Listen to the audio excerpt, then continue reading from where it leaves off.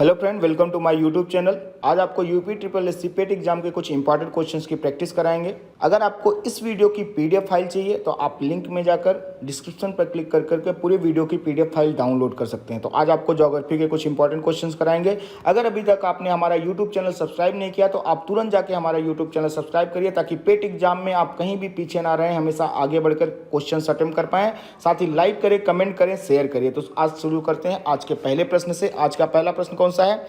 निम्नलिखित में से किस ग्रह पर जल चक्र उपलब्ध है? बृहस्पति पर, पृथ्वी पर, मंगल पर या शुक्र पर? तो इसका सही उत्तर क्या होगा? पृथ्वी पर। जल चक्र कहाँ उपलब्ध है? पृथ्वी पर। हम देखते हैं पृथ्वी पर जल चक्र किस माध्यम से हम देखते हैं कि जल क्या है? नदियों में है। नदियों से कहाँ है? समुद्र में। समुद्र से कहाँ है? वापस से वाष्पीकरण द्वारा आकाश में बादल के थ्रू और फिर वर्षा के रूप में फिर से धरती पे। ये क्या करता है? एक जल चक्र बनाता है और पानी को हमारी धरती पे क्या करता है? बैलेंस करके रखता है। एक बैलेंस बना के रखा हुआ है वाटर का, इसी को बोलते हैं जल चक्र। आइए अगले प्रश्न की तरफ बढ़ते हैं। क्षुद्र ग्रह सूर्य के चारों ओर चक्कर लगाते हैं। पृथ्वी और मंगल के, मंगल और बृहस्पति के, बृहस्पति और शनि के, शनि और यूरेनस के। पूछ रहे हैं कि कहाँ पे सबसे ज़्यादा इनकी उपलब्धता है। तो इसका सही उत्तर क्या होगा? मंगल और बृहस्पति के। क्षुद्र ग्रह होते क्या हैं? क्षुद्र ग्रह वो हैं जो हमारे सौरमंडल के गठन से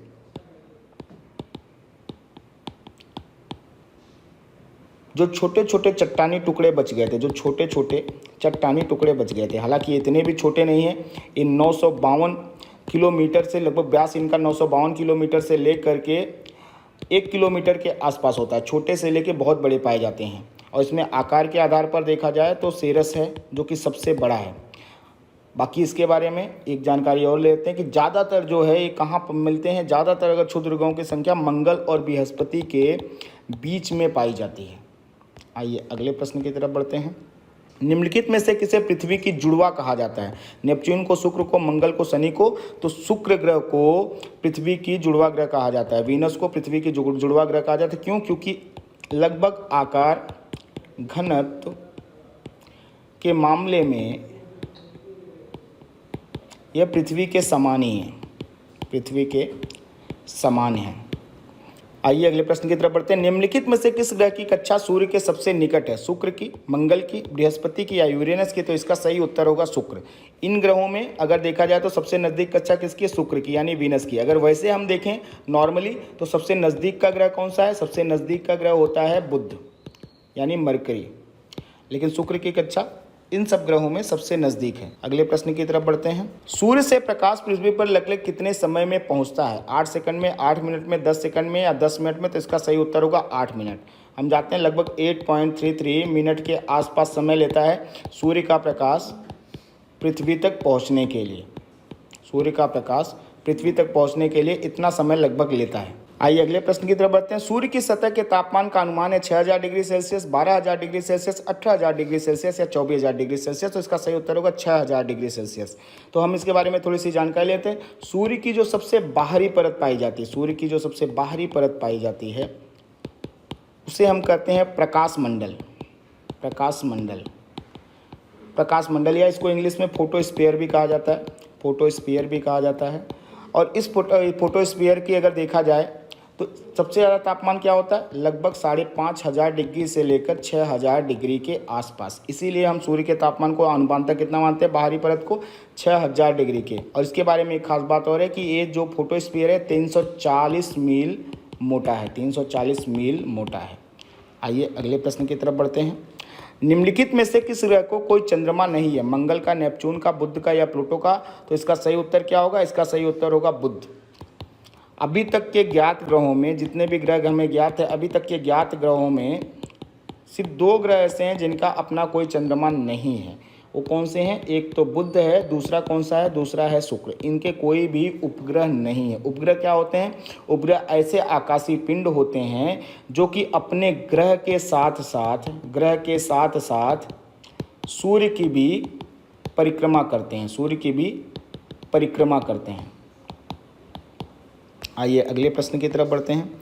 निम्नलिखित में से किसे लाल ग्रह कहा जाता है? शुक्र को, बुध को, मंगल को या बृहस्पति को? तो इसका सही उत्तर क्या होगा? मंगल ग्रह। मंगल ग्रह को लाल ग्रह कहा जाता है। क्यों लाल ग्रह कहा जाता है? क्योंकि यहाँ पे आयरन ऑक्साइड बहुत ही ज़्यादा मात्रा में है। आयरन ऑक्साइड बहुत ही ज़्यादा मात्रा में है, इसीलिए यह लाल रंग दिखाई देता है इस आयरन ऑक्साइड की वजह से। आइए अगले प्रश्न की तरफ बढ़ते हैं। हमारे सौर मंडल का सबसे चमकीला ग्रह शुक्र, बुध, मंगल या बृहस्पति? तो इसका सही उत्तर क्या होगा? शुक्र। हमारे सौर मंडल का सबसे चमकीला ग्रह भी है, साथ में इसको 2-3 उपाधियां और मिली है, जैसे कि इसे भोर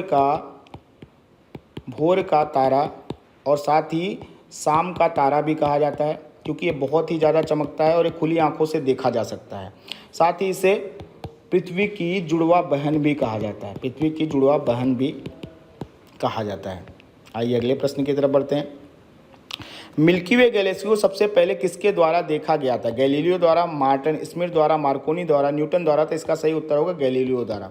मिल्की वे में गैलीलियो ने दूरबीन बनाई जब, तो उनको कुछ ऐसे आकार दिखे दूधिया कलर के, उसमें उनको लगा कि हमारे सौर मंडल का नहीं, ये तो बाहर के तारे हैं, तो उसी को उन्होंने क्या नाम दिया? मिल्की वे। और सबसे पहले किसने देखा था? गैलीलियो ने देखा था। आइए अगले प्रश्न की तरफ बढ़ते हैं। निम्नलिखित में से कौन सा कथन सही है? प्लूटो अब एक ग्रह नहीं है। प्लूटो की खोज 1930 में क्लाइव टॉम्बो ने की थी। प्लूटो को 134340 नंबर दिया गया था। उपरोक्त सभी, तो इसका सही उत्तर होगा उपरोक्त सभी। प्लूटो एक ग्रह नहीं है।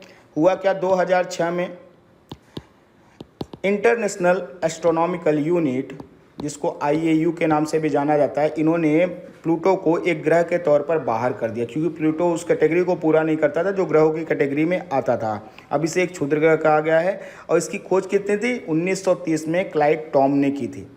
आइए अगले प्रश्न की तरफ बढ़ते हैं। सौरमंडल का सबसे गर्म ग्रह कौन सा है? बृहस्पति है, शनि है, शुक्र है या यूरेनस? तो इसका सही उत्तर होगा शुक्र। शुक्र क्यों सबसे गर्म ग्रह है? क्योंकि इसके वायुमंडल में 95% क्या पाया जाता है? Carbon dioxide.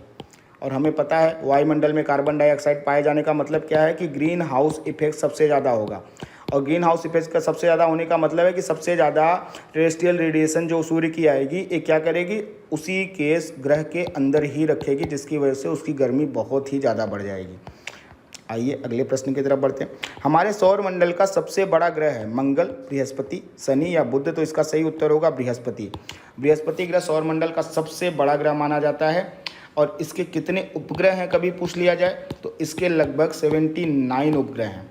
और इसका यहाँ पे पाया जाने वाला गैनीमीड उपग्रह जो है, गैनीमीड उपग्रह पूरे सौर मंडल का सबसे बड़ा उपग्रह है। पूरे सौर मंडल का सबसे बड़ा उपग्रह है।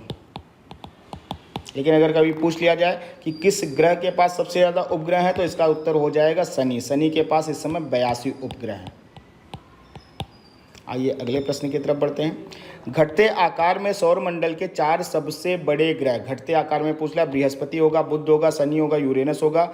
बुध होगा, बृहस्पति होगा, शनि होगा, नेपच्यून होगा। बृहस्पति होगा, शनि होगा, यूरेनस होगा, नेपच्यून होगा, या बृहस्पति, बुध, शनि और नेपच्यून होगा। तो इसका सही उत्तर क्या होगा? इसका सही उत्तर होगा ऑप्शन 3, क्योंकि बृहस्पति के बाद सबसे बड़ा ग्रह कौन सा है? शनि है। उसके बाद सबसे बड़ा ग्रह कौन सा है? यूरेनस है। उसके बाद सबसे बड़ा ग्रह कौन सा है? नेपच्यून है। आइए अगले प्रश्न की तरफ बढ़ते हैं। बुध ग्रह के उपग्रहों की संख्या है 0, 1, 2 या 16। तो इसका सही उत्तर क्या होगा? इसका सही उत्तर होगा 0, क्योंकि हमें पता है कि बुध और शुक्र के कोई भी उपग्रह नहीं है। तो इसकी कोई भी उपग्रह नहीं है। तो आज के प्रश्न यहीं पे समाप्त होते हैं। कल आपको नए प्रश्नों के साथ फिर से मुलाकात होगी। आज के लिए आप सभी का बहुत बहुत धन्यवाद।